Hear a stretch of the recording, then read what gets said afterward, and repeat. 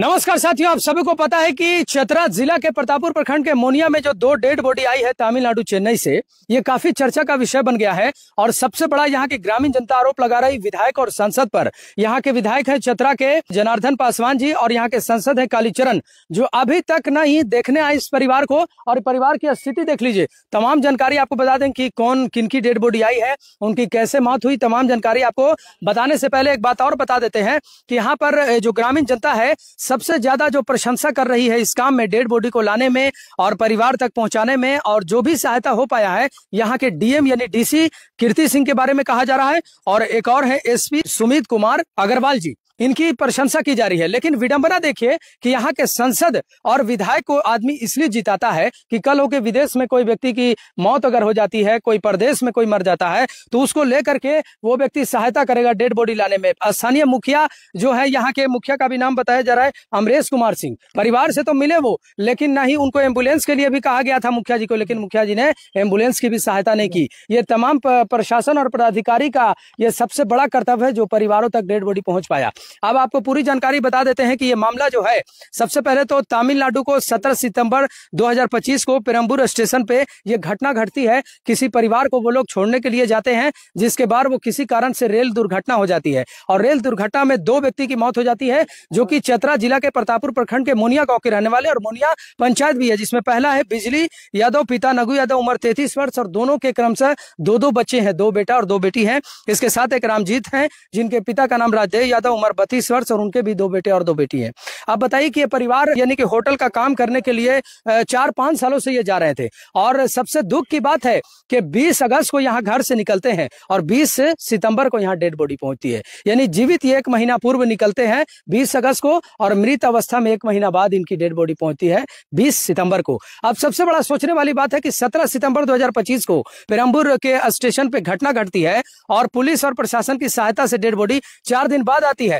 अगर सांसद, विधायक, मुखिया और यहाँ के जनप्रतिनिधि और समाज से भी आगे आते और इनकी सहायता करते तो आज उनकी डेड बॉडी 2 दिन के अंतराल में आ जाती। लेकिन ये प्रशासन का कर्तव्य माना जा रहा है और जनता यहाँ के प्रशासन को मान भी रही है कि उन्होंने जो काम किया काबिले तारीफ किया है। लेकिन अब इस परिवार का क्या होगा? घर की स्थिति दिखाइए पहले, इस परिवार का क्या होगा? ये बिजली यादव जी का घर है। आप बताइए कि इनकी पत्नी भी रो रही है, बिलख रही है, और कल से मतलब रो करके इनका कितना बुरा हाल है, आप कल्पना कर सकते हैं। इतना परिवार ये मजबूर है। घर की स्थिति देखिए, कब घर गिर जाएगा और कब इस घर में एक बड़ी मुसीबत आ सकती है। आप पूरे घर की हालात को देख के आप अंदाजा लगा सकते हैं कि एक गरीब परिवार बिजली यादव कमाने के लिए गए थे और किस तरीके से अपने परिवार का पालन पोषण कर रहे थे। यही 2 मासूम बच्चे हैं बिजली यादव के। आज इनको पता नहीं है कि देखिए कि ये है, आज इनको पता नहीं है कि इनके जो पिता हैं ये दुनिया में नहीं रहे। आज परिवार वाले या जो भी माता पिता होते हैं वो कमाने के लिए बाहर जाते हैं, आप अपने बच्चों के पालन पोषण के लिए। और सबसे बड़ी विडंबना ये होती है कि अगर रोजगार फैक्ट्री चतरा जिला में होता,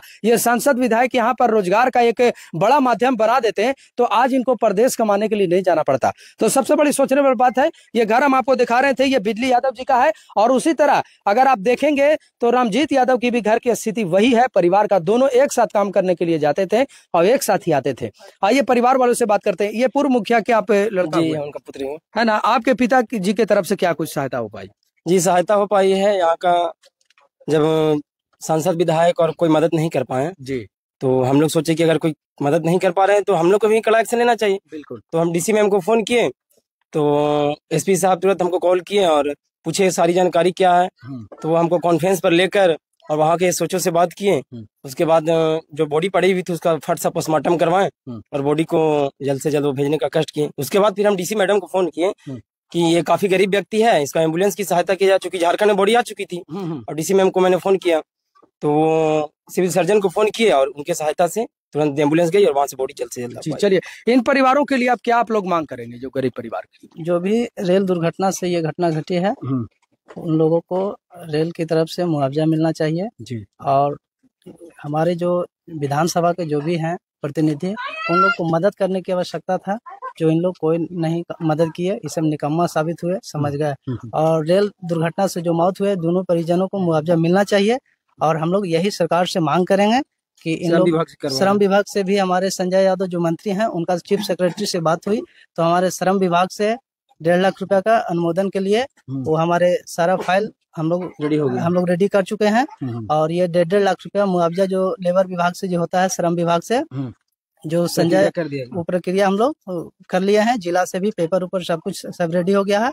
हम लोग को सिर्फ खाली यहाँ से मृतक की पत्नी को लेकर जाना है और उनके हाथ में वहां से पैसा मिलेगी, समझ गए। जो 50,000 रुपया जो मिलेगा वो इस सबको दाह संस्कार ये करने के लिए, और 1 लाख रुपया जो है वो सहायता के रूप में जो श्रम नियोजन प्रशिक्षण मंत्री संजय यादव की तरफ से जो हमारे चीफ सेक्रेटरी से बात हुई, हम अपने से बात किए और उनके पास सारा विवरण को बताए और वो हमारे जिला में मदद किए, हमारे राज्य में मदद किए और फिर वो 1.5 लाख रुपया का मुहैया करवाने का हम लोग को मदद की है। चलिए, आपका क्या नाम हुआ? मेरा नाम राजेश कुमार यादव। राजेश यादव जी, आपका?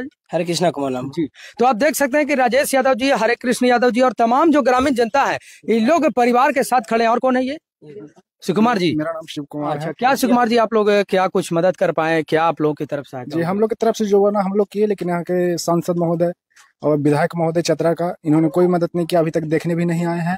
हम मांग करते हैं इनसे कि आके यहाँ कुछ मुआवजा इनको दिया जाए, और श्रम विभाग की तरफ से भी तो हम लोग गुहार लगाए भी किए हैं।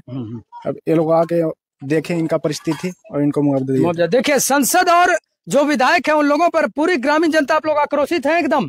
आप देख सकते हैं कि चतरा के सांसद और विधायक महोदय को यह सोचना चाहिए कि आप जिस लोकसभा और विधानसभा ने जनता में ने बैठाया है आपको सदन में ले जाकर के, और आप जो राजा बन के घूम रहे हैं, आपको सोचना चाहिए कि इसी जनता ने जब आपको ऊपर फर्श में बैठाया है तो अर्श में भी लाने का ताकत इन्हीं जनता के पास है। आज एक परिवार जो ऊपर जाकर कमाने के लिए विदेश में गया था, समझिए परदेश में कमाने गया, आज उसकी डेड बॉडी लाने में ना आपने एम्बुलेंस की सहायता किया, ना उनकी आर्थिक मदद आपने किया, ना उन परिवारों से आकर के आपने मिले, और ना मुआवजा के लिए आपने किसी अधिकारी से बात किया। तो किस बात के लिए आप सांसद और विधायक हैं? ऐसे सांसद और विधायक को जनता जो है समय पर जवाब देगी। अगर आपको फर्श अर्श पर बैठाया है तो फर्श पर ही बैठाने का काम करेगी। आइए इनके परिवारों से भी मिलने का हम काम करते हैं। आप देख लीजिए आज इस परिवार की स्थिति है, और आजकल जो नेता है, जनप्रतिनिधि है और विधायक है, ये जो भी है, जात पात दे करके मदद किया जाता है कि आज हमारे वो जाति धर्म का है तो हम उसकी मदद करेंगे, और अगर वो हमारे जाति धर्म का नहीं तो मदद करेंगे। आज इनकी पत्नी देखिए किस अवस्था में है।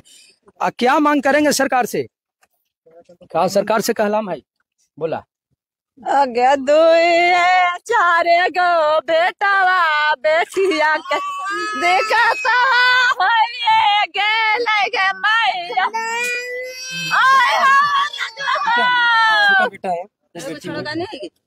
तो आप देख सकते हैं कि परिवार बोलने के हालात में नहीं, इनकी स्थिति खराब है। एक और रामजीत जी की पत्नी कौन है? उनकी पत्नी वो है, वो भी नहीं बोल पाएंगी ना।